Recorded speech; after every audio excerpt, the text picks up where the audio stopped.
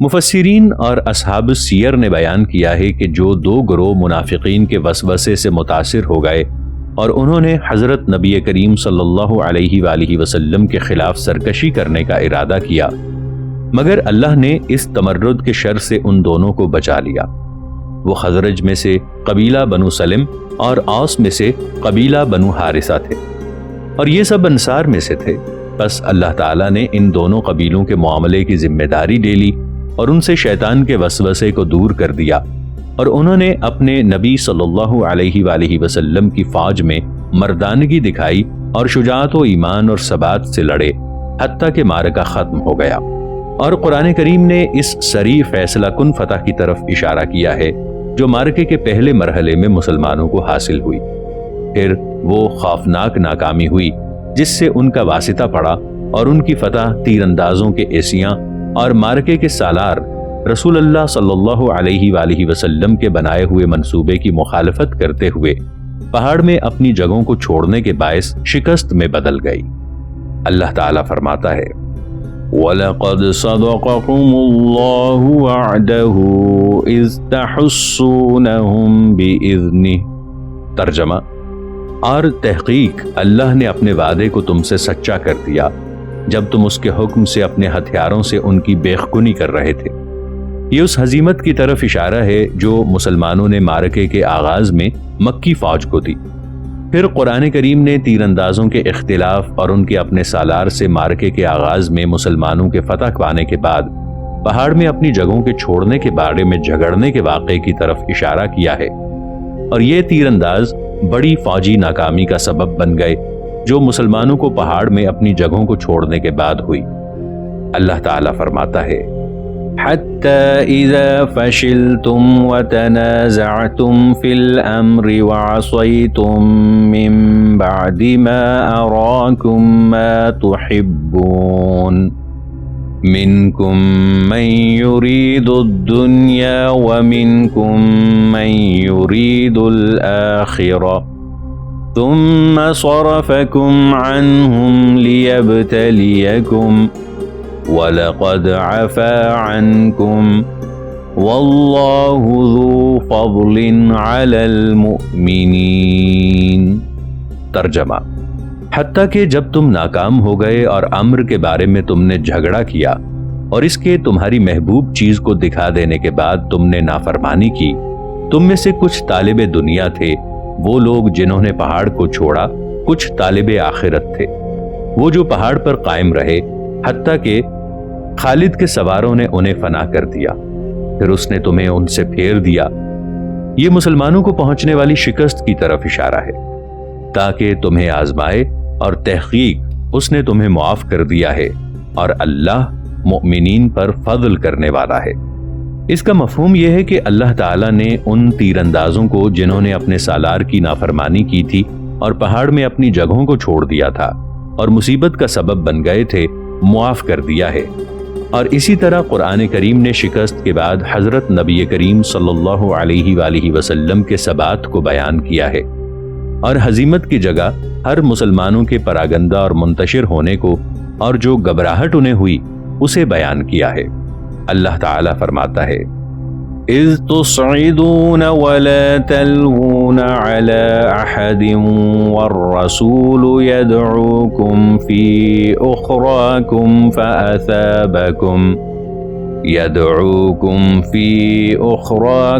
فَأَثَابَكُمْ غَمًّا بِغَمٍّ لِكَيْ لَا تَحْزَنُوا عَلَىٰ مَا فَاتَكُمْ وَلَا مَا أَصَابَكُمْ وَاللَّهُ خَبِيرٌ بِمَا تَعْمَلُونَ۔ ترجمہ: جب تم چڑھے جاتے تھے اور کسی کی طرف توجہ نہیں دیتے تھے اور رسول اللہ صلی اللہ علیہ وآلہ وسلم تمہارے پچھلے حصے میں تمہیں بلا رہے تھے، بس اس نے غم کے بدلے میں تمہیں غم دیا تاکہ جو تم سے کھویا ہے اور جو تکلیف تمہیں پہنچی ہے اس پر غم نہ کرو، اور جو تم کرتے ہو اللہ اس سے آگاہ ہے۔ اور رسول کریم صلی اللہ علیہ وآلہ وسلم مسلمانوں پر مصیبت نازل ہونے اور ان کے منتشر ہو جانے کے بعد کمان کے ہیڈ کوارٹر میں اپنی جگہ پر ثابت قدم رہ کر مسلمانوں کو ان کے پچھلے حصے میں بلاتے رہے تاکہ وہ آپ صلی اللہ علیہ وآلہ وسلم سے مل جائیں، جیسا کہ ہم نے اس سیریز میں کسی دوسری جگہ اسے تفصیل سے بیان کیا ہے۔ ناظرین، آگے بڑھنے سے پہلے کامنٹ سیکشن میں ہمیں اپنی آراء سے ضرور آگاہ کیجیے گا کہ آپ کو ہماری یہ سیریز کیسی لگ رہی ہے۔ میں ہوں طاہر عبید چودھری۔ آئندہ آنے والی اقساط سے باخبر رہنے کے لیے ہمارے چینل کو سبسکرائب کر لیں اور ساتھ موجود بیل آئیکن کو ضرور کلک کر لیں۔ شکریہ۔ اسی طرح قرآن کریم نے میدان کارزار میں رسول اللہ صلی اللہ علیہ وآلہ وسلم کے قتل کی خبر مشہور ہونے اور اس خبر کی اشاعت کے نتیجے میں فوج کے بعض مسلمانوں کے مورال کے گرنے کو بیان کیا ہے، جنہوں نے اس خبر کے سنتے ہی اپنے ہتھیار پھینک دیے تھے۔ اللہ تعالیٰ اس کی طرف اشارہ کرتے ہوئے اور سب کو نصیحت کرتے ہوئے فرماتا ہے کہ محمد صلی اللہ علیہ وآلہ وسلم دوسروں کی طرح بشر ہیں اور موت کا شکار ہیں اور دنیا میں ہمیشہ رہنے والے نہیں۔ بس اگر وہ معرکے میں قتل ہو جائیں تو آپ صلی اللہ علیہ وآلہ وسلم کے اتباع کو آپ کے قتل ہو جانے کے باعث ہتھیار پھینکنا مناسب نہیں، بلکہ ان پر ہتھیار اٹھانا اور ان کے ساتھ اس دعوت کی راہ میں جنگ کرنا واجب ہے جسے محمد صلی اللہ علیہ وآلہ وسلم لے کر آئے ہیں۔ بس وہ اس پر ایمان لائیں جو قتل نہیں ہوتی اور نہ محمد صلی اللہ علیہ وآلہ وسلم کے قاتل ہونے اور مرنے سے مرتی ہے۔ اللہ تعالیٰ فرماتا ہے، بسم اللہ الرحمن الرحیم، وما محمد الا رسول قد خلت من قبله الرسل أفإن مات أو قتل انقلبتم على أعقابكم ومن ينقلب على عقبيه فلن يضر الله شيئا وسيجزي الله الشاكرين۔ ترجمہ: محمد صلی اللہ علیہ وآلہ وسلم صرف اللہ کے رسول ہیں، آپ سے قبل رسول گزر چکے ہیں۔ بس اگر آپ فوت ہو جائیں یا قتل ہو جائیں تو تم اپنی ایڑیوں کے بل پھر جاؤ گے، اور جو اپنی ایڑیوں کے بل پھر جائے گا وہ ہرگز اللہ کا کچھ بھی نقصان نہ کرے گا، اور عنقریب اللہ شکر گزاروں کو جزا دے گا۔ اسی طرح قرآن کریم نے مسلمانوں کے شوق قتال کو بیان کیا ہے جبکہ وہ مدینے میں تھے اور اپنے نبی صلی اللہ علیہ وآلہ وسلم کی رائے کی مخالفت کرتے ہوئے جو مدینہ میں محفوظ ہونے اور اس کی گلیوں میں مشرکین سے جنگ کرنے کی رائے رکھتے تھے، مدینہ سے باہر جا کر دشمن سے جنگ کرنے کے لیے ان کے اصرار خروج کو بیان کیا ہے۔ اللہ تعالیٰ فرماتا ہے، وَلَقَدْ كُنْتُمْ تَمَنَّوْنَ الْمَوْتَ مِنْ قَبْلِ أَنْ تَلْقُوهُ فَقَدْ رَأَيْتُمُوهُ وَأَنْتُمْ تَنْظُرُونَ۔ ترجمہ: اور تم اس سے ملنے سے قبل موت کی تمنا کرتے تھے، بس تحقیق تم نے اسے دیکھ لیا ہے حالانکہ تم دیکھ رہے ہو۔ اسی طرح قرآن کریم نے ان لوگوں کی طرف اشارہ کیا ہے جو مصیبت کے بعد شکست کھا گئے تھے اور مدینہ کی طرف واپس ہو گئے تھے اور رسول کریم صلی اللہ علیہ وآلہ وسلم کی طرف درے میں آپ کی کمان کے ہیڈ کوارٹر کی طرف نہیں سمٹے تھے۔ اللہ تعالیٰ فرماتا ہے، ان الذين تولوا منكم يوم التقى الجمعان انما استزلهم الشيطان ببعض ما كسبوا ولقد عفى الله عنهم ان الله غفور حليم۔ ترجمہ: جو لوگ تم میں سے دونوں فوجوں کے ملنے کے روز پیٹھ پھیر گئے انہیں شیطان نے ان کے بعض اعمال کے باعث پھیلا دیا، اور تحقیق اللہ نے انہیں معاف کر دیا ہے، بلا شبہ اللہ بخشنے والا اور رحم کرنے والا ہے۔ اسی طرح قرآن کریم نے مسلمانوں کو آگاہ کیا ہے کہ احد میں جو مصیبتیں انہیں پہنچی ہیں وہ ان کے اپنے افعال اور اس غلط تصرف کی وجہ سے ہیں جو ان میں سے بعض تیر اندازوں نے کیا تھا۔ اللہ تعالیٰ فرماتا ہے، أَوَلَمَّا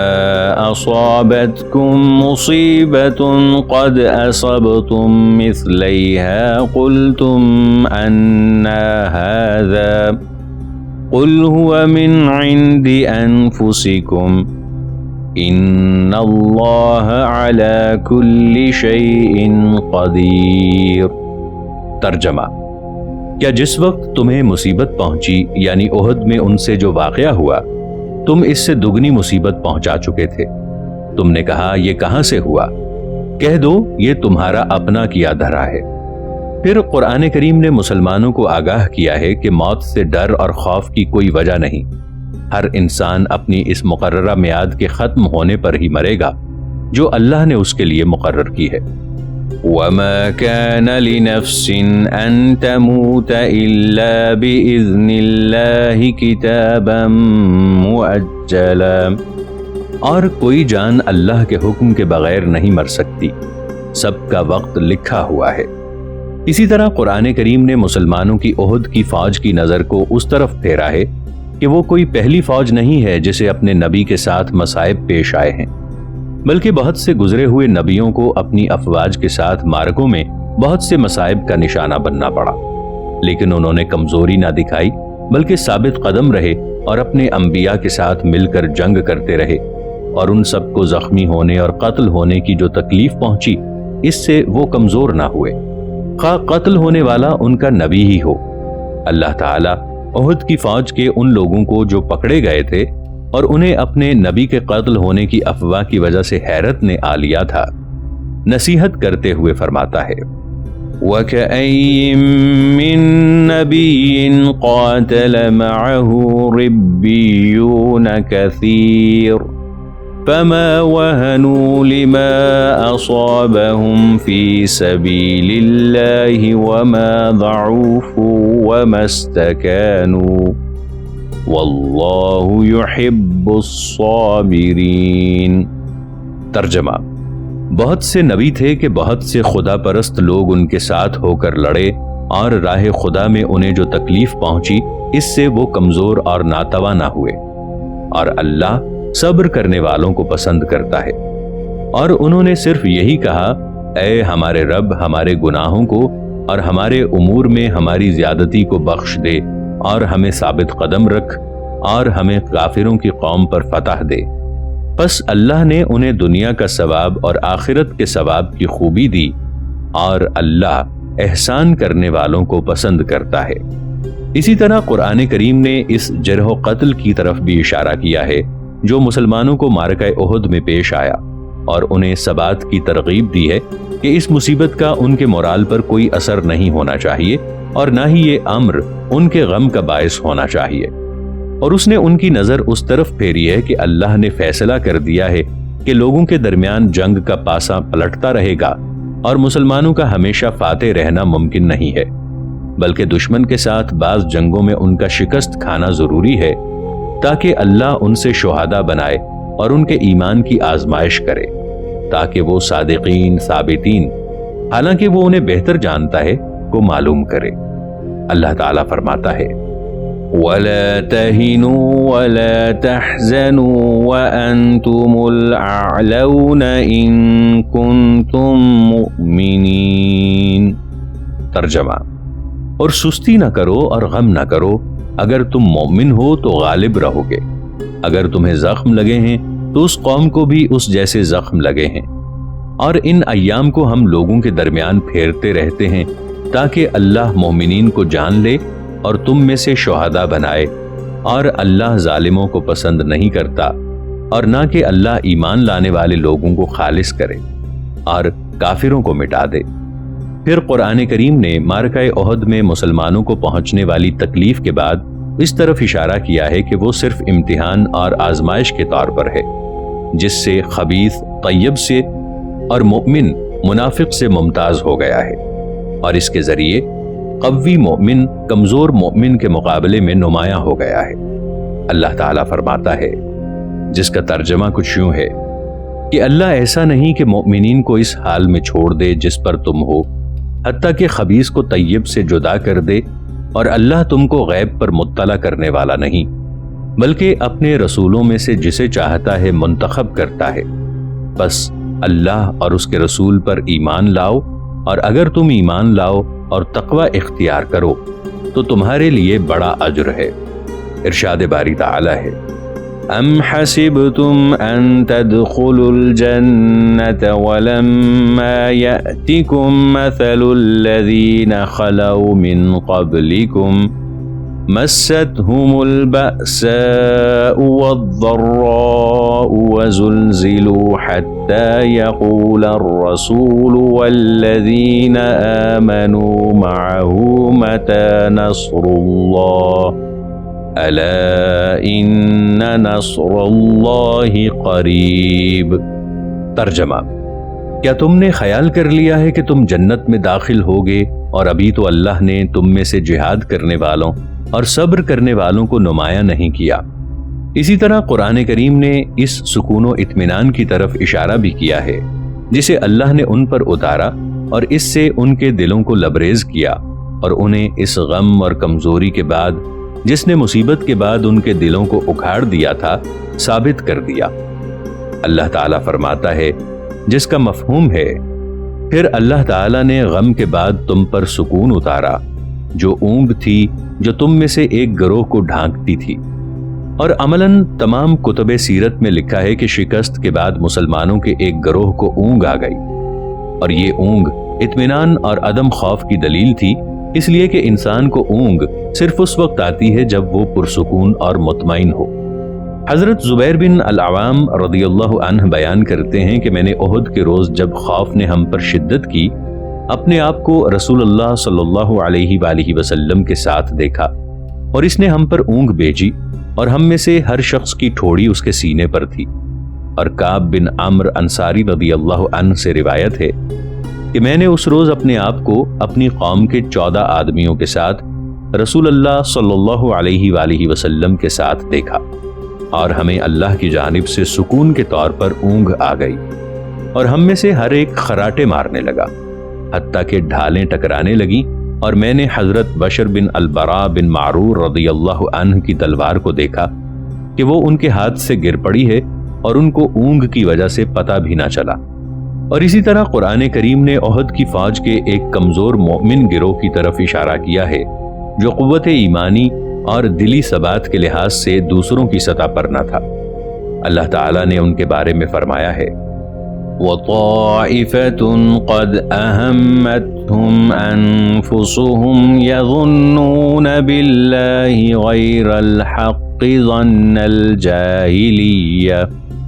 يَقُولُونَ هَلْ لَنَا مِنَ الْأَمْرِ مِنْ شَيْءٍ قُلْ إِنَّ الْأَمْرَ كُلَّهُ لِلَّهِ يخفون في أنفسهم ما لا يبدون لك يقولون لو كان لنا من الأمر شيء ما قتلنا هاهنا قل لو كنتم في بيوتكم لبرز الذين كتب عليهم القتل إلى مضاجعهم وَلِيَبْتَلِيَ اللَّهُ مَا فِي صُدُورِكُمْ وَلِيُمَحِّصَ مَا فِي قُلُوبِكُمْ وَاللَّهُ عَلِيمٌ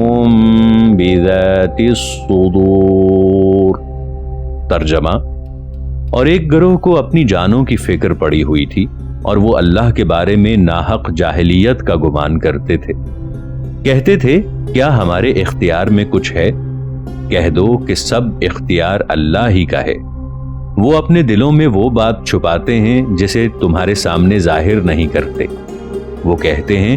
اگر ہمارا کچھ اختیار ہوتا تو ہم یہاں قتل نہ ہوتے۔ کہہ دو اگر تم اپنے گھروں میں ہوتے تو جن لوگوں پر قتل ہونا واجب تھا وہ اپنے ٹھکانوں کی طرف آ جاتے تاکہ اللہ اس چیز کو آزمائے جو تمہارے سینوں میں ہے اور اس چیز کو خالص کرے جو تمہارے دلوں میں ہے، اور اللہ سینے کی باتوں کو جانتا ہے۔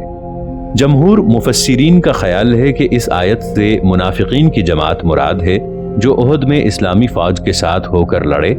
لیکن استاد محمد عبدہ نے اپنی تفسیر میں اس رائے سے اختلاف کیا ہے، اور استاد محمد رشید رضا نے آپ کے حوالے سے بیان کیا ہے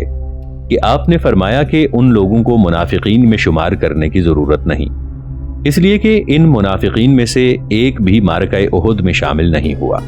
کیونکہ وہ سب کے سب پیچھے رہ گئے تھے اور اپنے سردار عبداللہ بن ابی سلول کے ساتھ مدینہ واپس آ گئے تھے۔